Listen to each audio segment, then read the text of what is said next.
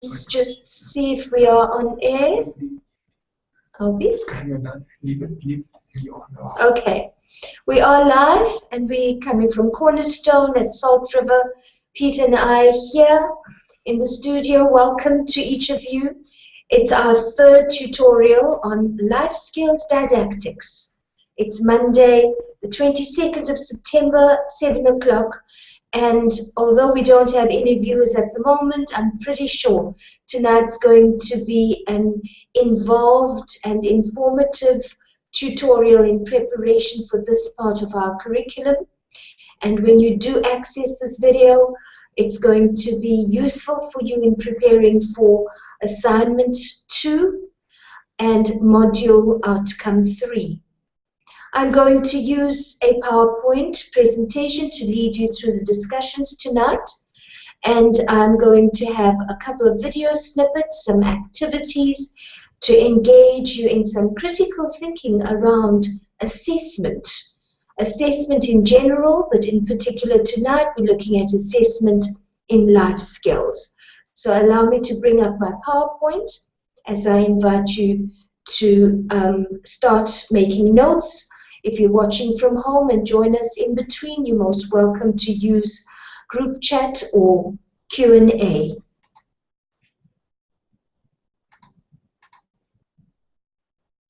All right, so it's life skills, tutorial 3, based on unit 3.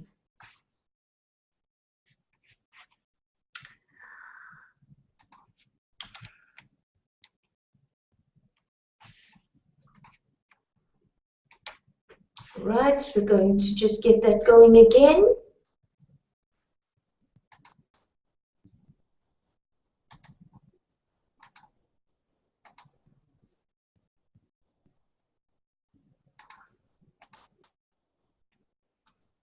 Okay, life skills, unit 3 on assessment. What have we got in store for us in this unit tonight? I'm going to begin with a 4-minute or so long video that's going to take us right into the heart of assessment, and 2 very critical questions: assessment for learning and assessment on learning. We're going to look at a brief recap through an activity of where we are so far in our module. I will bring up module outcome 3, the focus of tonight's tutorial, and in preparation for assignment 2, the third assessment, we're going to look at what CAPS has to say on assessment. Why, what, and how do we assess? And then in conclusion, some questions, any queries, some discussion, and we bring our tutorial to a close. So to begin with, just to get us started into looking at assessment, I'm going to ask you to watch this video. You're going to type in the link, and at your leisure, watch the video. And whilst you do so, make the distinction between assessment of learning and assessment for learning. This video is based on a UK context. It's a video that demonstrates information around the United Kingdom's curriculum.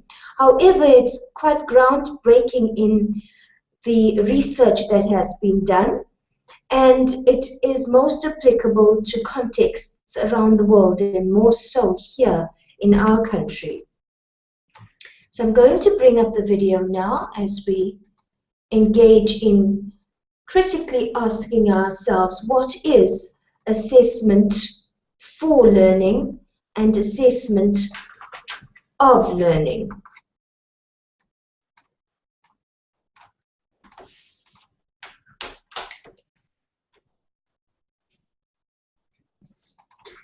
Is assessment all about the marks that you get? Do raise the volume if you need to whilst watching this video. Is assessment all about the marks that you get? Well, teachers who switch the emphasis away from marking and grading towards giving more detailed comment and feedback have found that their pupils are working much harder.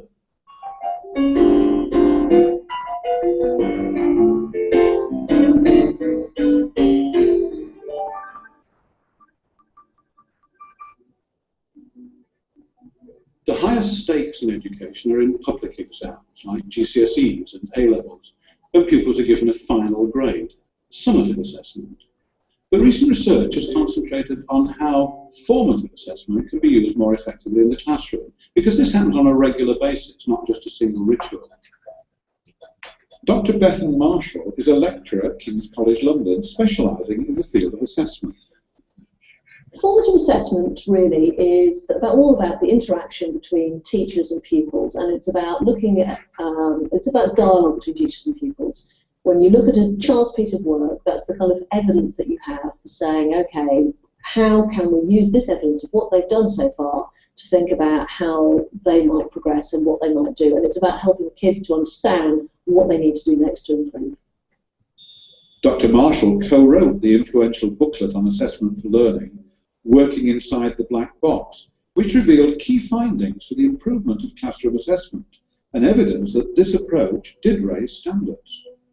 It advised, increase waiting time after asking questions. The aim is thoughtful improvement, rather than getting it right first time. Feedback through marking. Feedback should be designed to cause thinking. Peer assessment. Pupils can only achieve a learning goal if they understand that goal and can assess what they need to do to reach it. And self-assessment. Pupils use traffic lights to indicate where they need to concentrate their efforts. Dr. Marshall's latest research is looking at how teachers are implementing the advice given in the booklet and how the programme might be applied to a larger number of schools. The main findings are that actually formative assessment is quite difficult to do. It's difficult to do because teachers are under enormous pressure to cover the curriculum, and we've done a big questionnaire that actually shows that although teachers don't believe that that's really their job, they'd like to promote children's independent learning, actually they don't do it nearly as much as they'd like to. This latest research reveals that teachers are implementing the procedures, the surface features recommended in Working Inside the Black Box. But because of the pressures of the curriculum, teachers are still just teaching to the test, rather than promoting independent learning. You need to change your classroom culture. It's not enough to just implement kind of procedures, but really what you want to do is to say, above all, you want the whole curriculum to service children's learning rather than the other way around. That you can do all the procedures in the world that you like, but unless you really want to know what a child has to say and you really listen to them, you can ask all the questions in the world and they can be beautifully phrased, but you're not doing formative assessment. Every teacher can improve the way they assess children's work, no matter how long they've been teaching. Try looking at your teaching through assessment. Do I give quality feedback, or do I just grunt a grade? Do I allow time for pupils' questions, or do I just ask my own? Now, the national curriculum is sometimes seen as a constraint here, but good formative assessment will actually cement children's learning, so it's well worth every minute that you spend on it.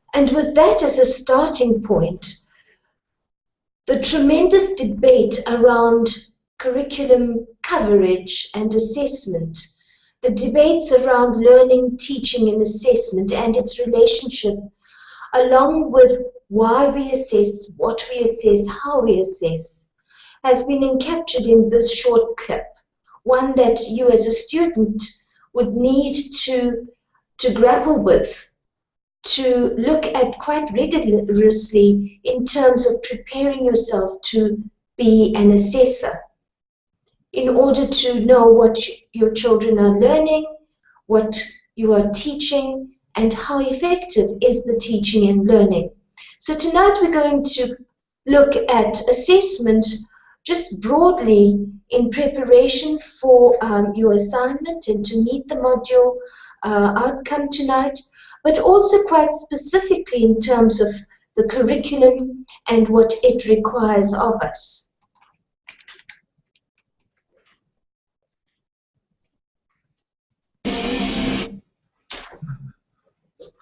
All right, I'm just going to get my PowerPoint up again.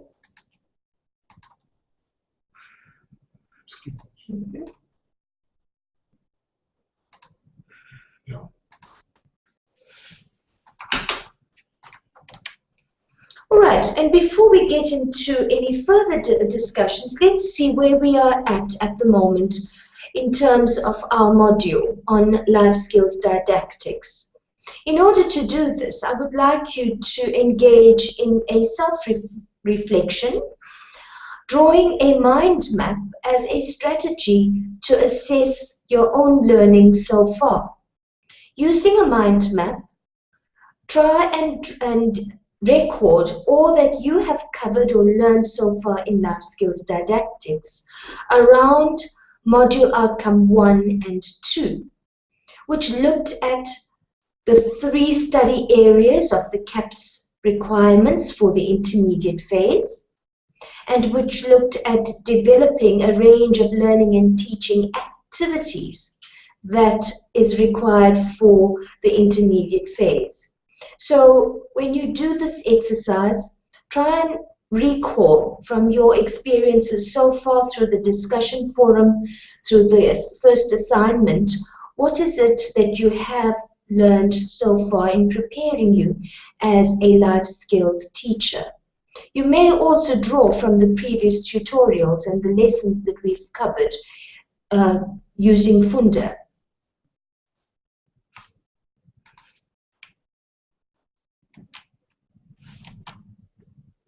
So what is our focus tonight? Tonight we're looking at module outcome 3, which has to do with assessment.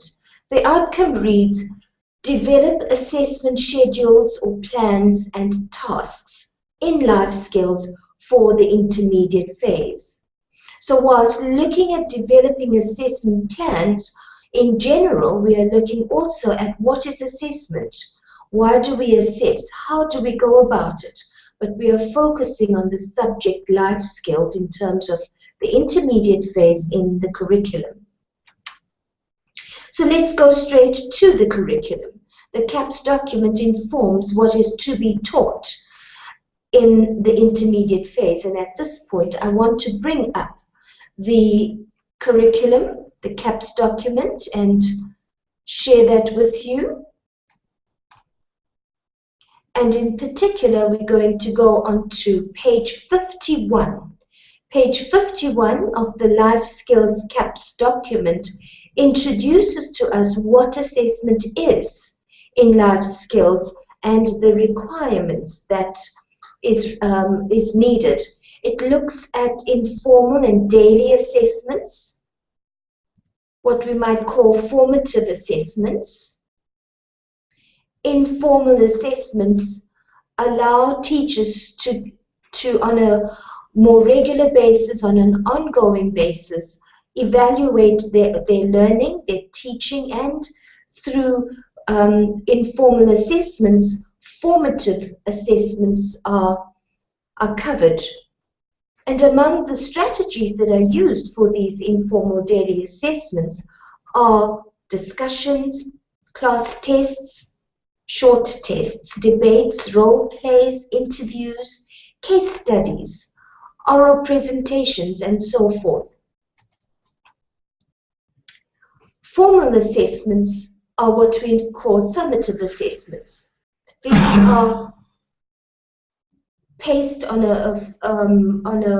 not as daily assessments, but they are more widely paced, usually 1 or 2 per term.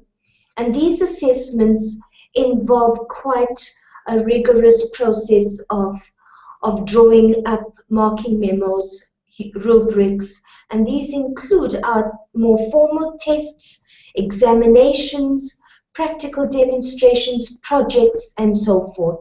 More formal forms of assessment that assess larger chunks of teaching and learning, and they are very much related to developmental levels and age levels. These are your grade assessments that one wants to make evaluations of what has been learned on a longer term by a child in that grade. It's going to be very important for you to study these pages from page 51 to the end of the CAPS document, because it spells out in detail the number of tasks each grade has to cover and meet. And within each task, the mark scheme, the form of assessment, whether it should be formal or informal, and then further it breaks it up according to the 3 study areas. So for personal and social well-being, on page 52 is a table of 4 internal formal assessment requirements. And this is broken up into the mark scheme, the time that it should happen, and the kind of assessment. So in personal and social well-being, there should be a project which shows a demonstration of knowledge involving collecting, interpreting, and presenting findings. And it must be a written report that follows that finding. There should be an assignment that should be given. And in this assignment, there must be clear guidelines as to what the teacher is requiring from that. It must include content that's covered from the teaching plan around personal and social well-being. And it must include resources and information that's required to deliver this task, to complete that assignment. There's also a case study that has to be conducted using various resources available that students or pupils are to conduct around a specific situation or phenomena. There's a design and make component. There are formal tests, examinations, and with the examination, a time frame is given, 45 minutes for grade 4 and 5, and grade 6 requires a 75-minute exam. Further information as to mark scheme, the type of questions and so forth is also spelled out on page 53. It is of essential value to study these pages, especially for your upcoming assignment, as well as the requirements of the CAPS document in regards to assessment in life skills. And thereafter, assessment in PE, physical education, is provided.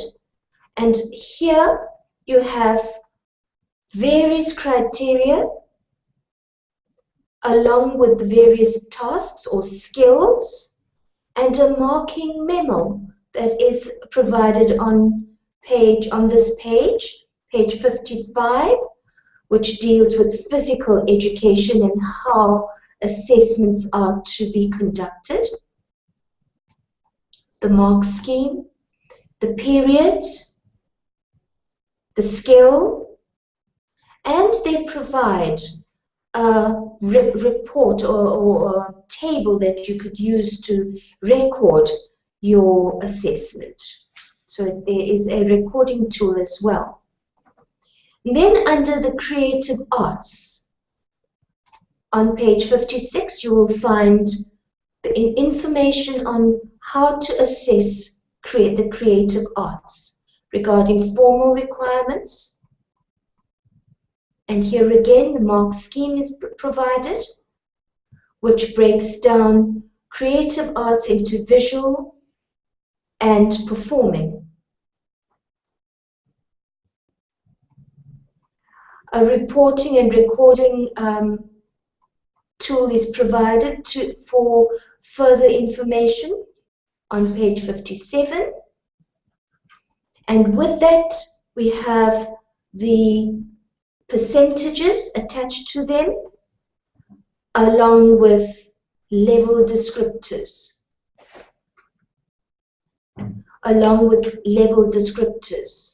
It's going to be important for you to study this page, especially for the first part of your assignment, which is going to focus on the tasks for grade 6, and this column in particular. I will speak to this column again when we look at the assignment. And there's an important note that says the assignment, design and make, the case study, test, project, and examination all form part of formal assessment in life skills for personal and social well-being in grades 4, 5, and 6.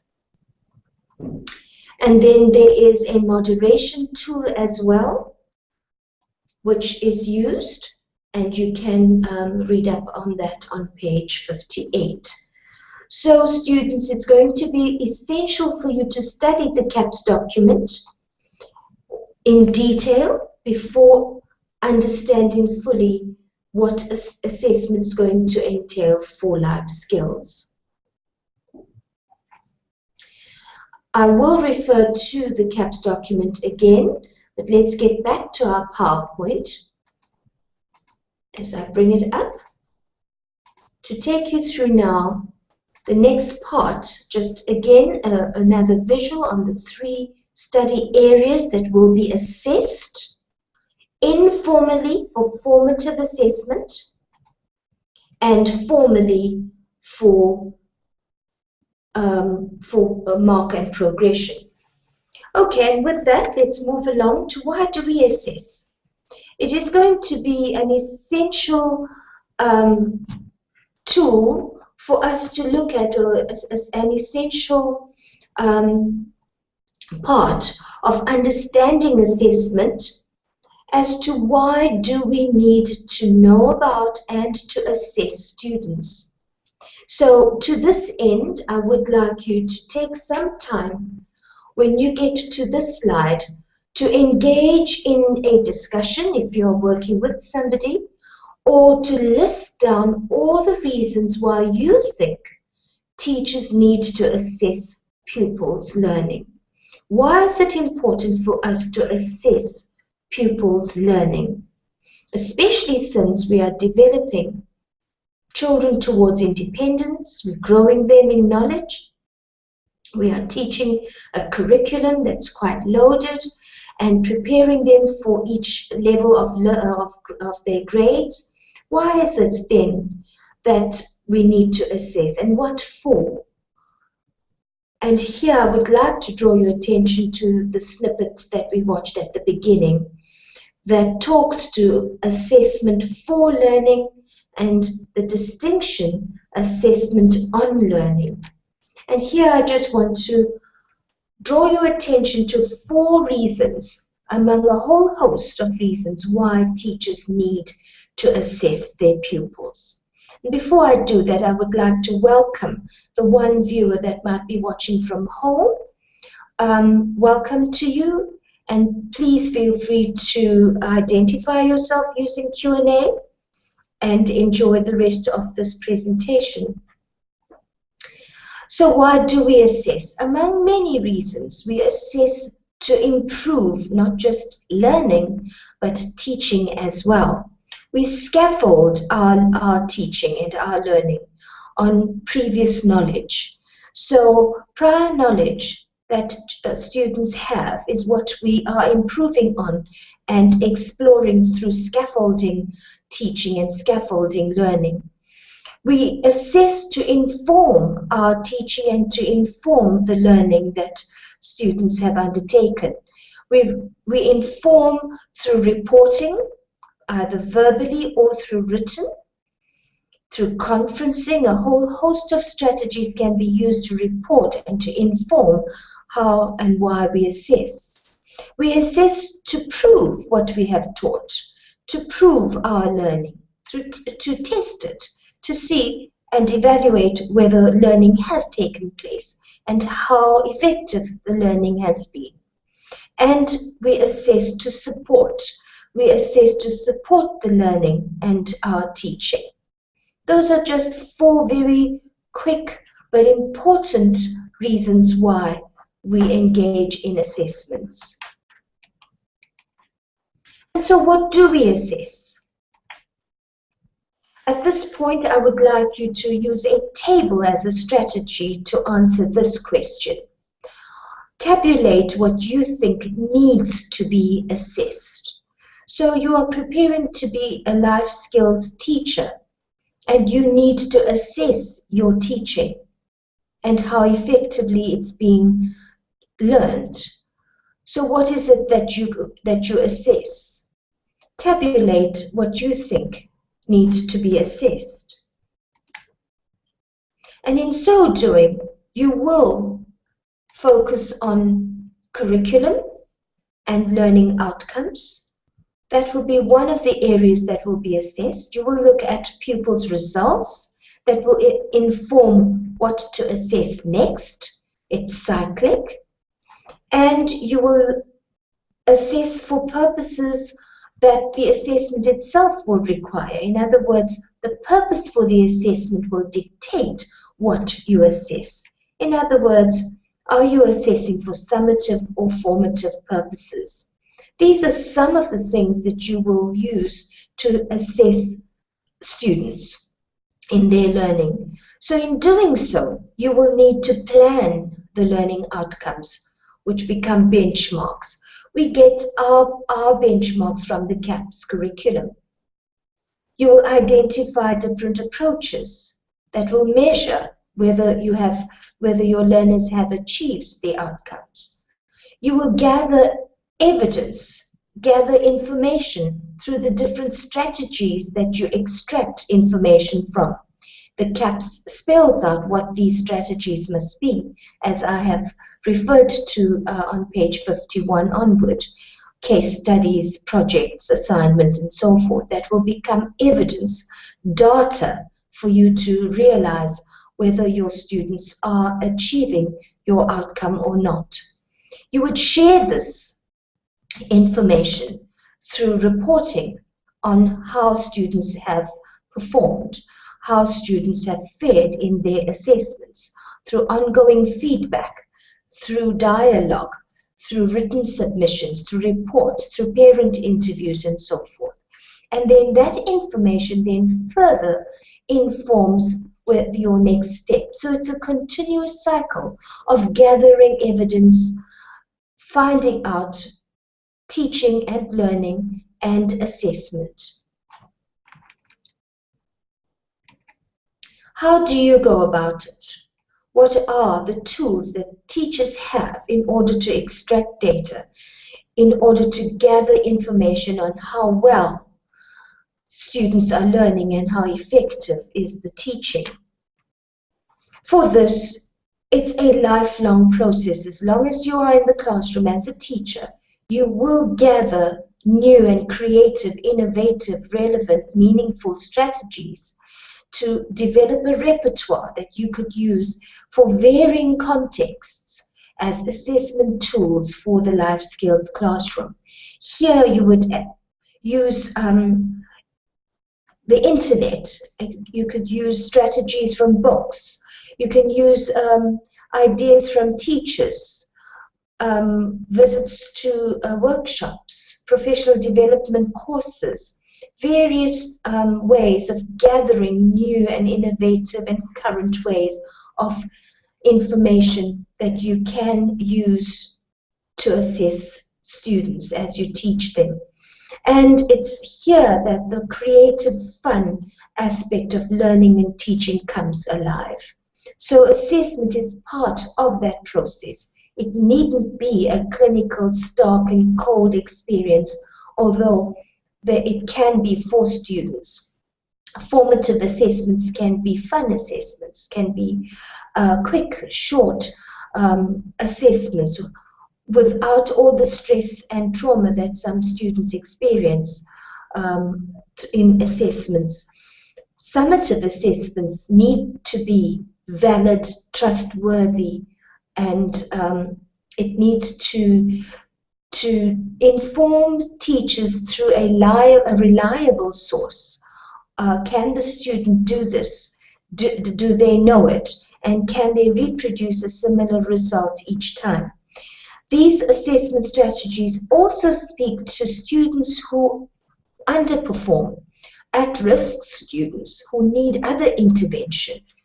And it could be through a learning style or it could be through a teaching style. But assessments inform teachers of innovations and interventions that teachers need to have if students are underperforming. And other students might need referrals at this point. So how do we assess? We use assessment instruments and tools. And we use various techniques to gather the information. One of those techniques is using a rubric. And we are very familiar as students, even here at Cornerstone, of the use of rubrics. But for teaching purposes and assessment purposes, and also for the sake of your assignment, we're going to need to know how to develop a rubric. Now, there are many kinds of rubrics. One of the examples is using an assessment matrix. I'm going to show you briefly 2 examples of how to use a matrix or a rubric to gather evidence on the performance of students during assessment. Okay, so in front of us is a very simple matrix for a project. Certainly it's not one that I would say a generic one, but it's a quick example of showing you how to develop a matrix. On the top you have a scale, which is numerical. You could have percentages, you could have letters of the alphabet, you can have a range of marks in between. I've just used 1 and 2, 3 and 4, 5 and 6. And vertically you have a level descriptor.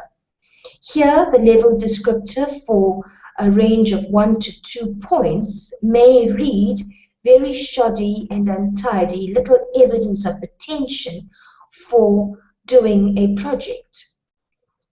The level descriptor for a range between 3 and 4 could be adequate attention has been given to detail and care.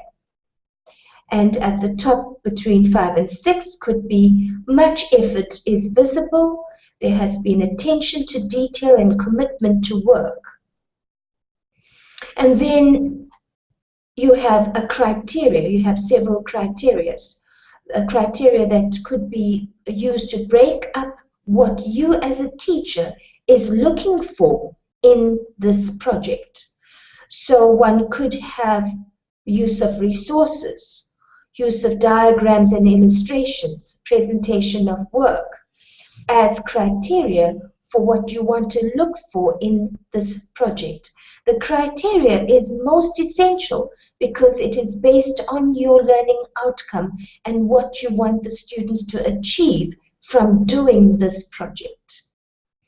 And thereafter, you award the students according to the scale and the level descriptors, different percentages or marks, and then do a tally at the end to give you a total out of 18 in this example.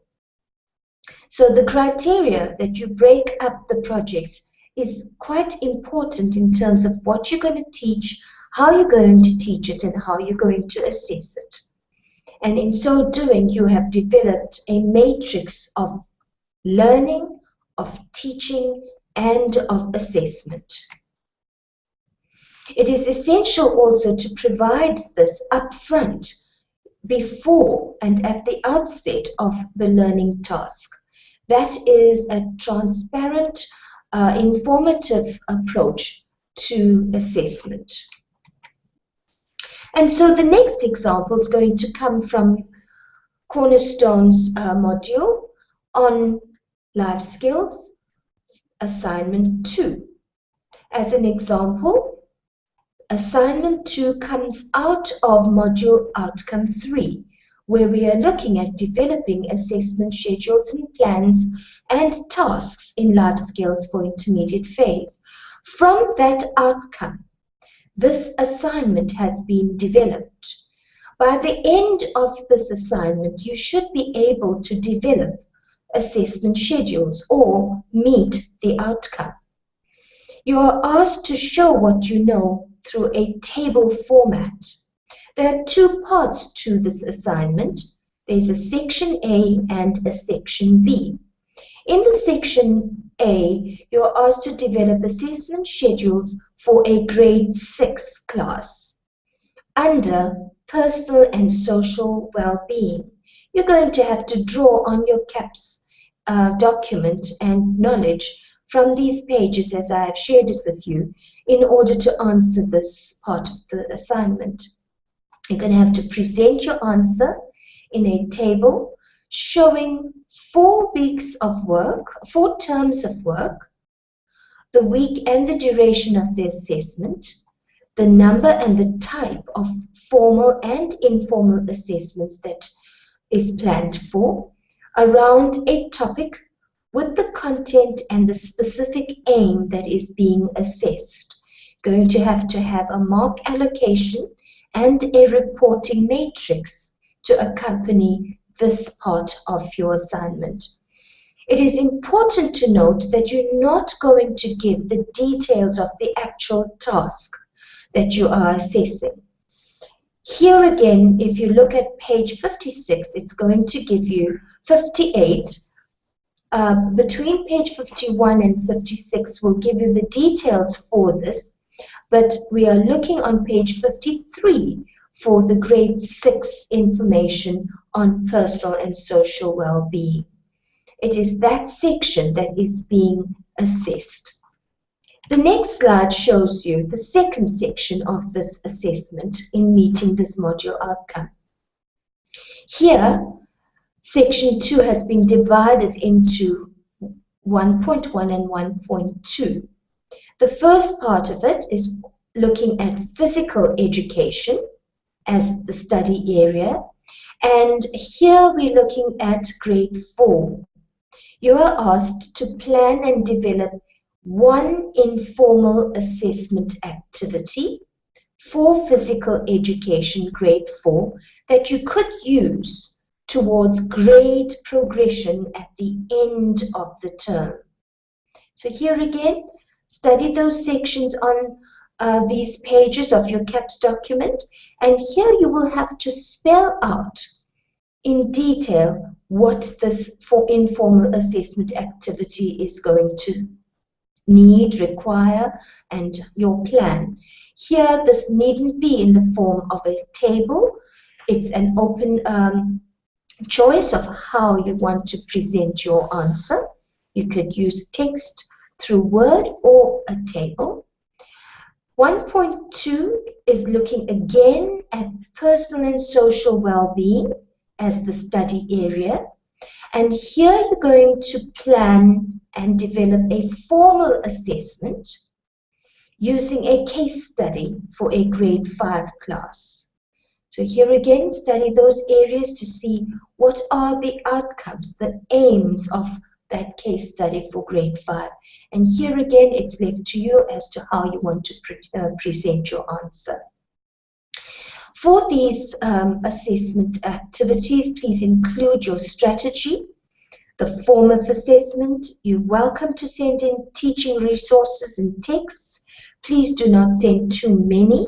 That is not the requirement of this assessment. And you are to include a marking memorandum or a rubric. Certainly an assessment matrix could be one of those rubrics. decide on a practical, user-friendly and meaningful format to present your work. If you have any questions, please feel free to contact me through email or telephone on the requirements of this assessment. And then the marking memo that has been designed to mark your work, is linked to the assignment, is linked to the module outcome, and therefore linked to the assessment. And here, each of these criteria will have an assessment matrix that will give you the mark allocation. So there will be a mark for structure, format, layout, and content under section 1. And under section 2, there will be marks allocated for content, the marking memo or rubric, giving you a total of 10. And then your bibliography will give you your extra 5, making this assignment out of 30, and weighted 30 as a weighting for the module in total.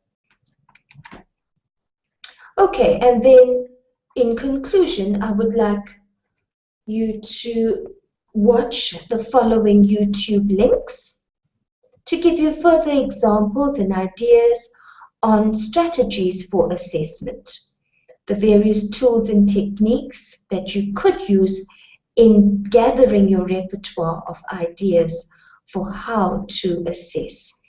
The first YouTube link gives you ideas on mind mapping, and the second one is about using observation, especially for formative informal assessments. And with that, I want to bring our tutorial to a close and remind you that our next tutorial is going to be on the 13th of October. It's going to be the last of our series of 4, and it's on Unit 4, which is going to look at creativity and in particular the study area on performing arts, the creative arts, and we're going to work towards the last assignment, which is due on the 23rd of October, where we look at contextualizing visual and performing arts as part of the creative arts study area in life skills and the role it plays in the intermediate phase.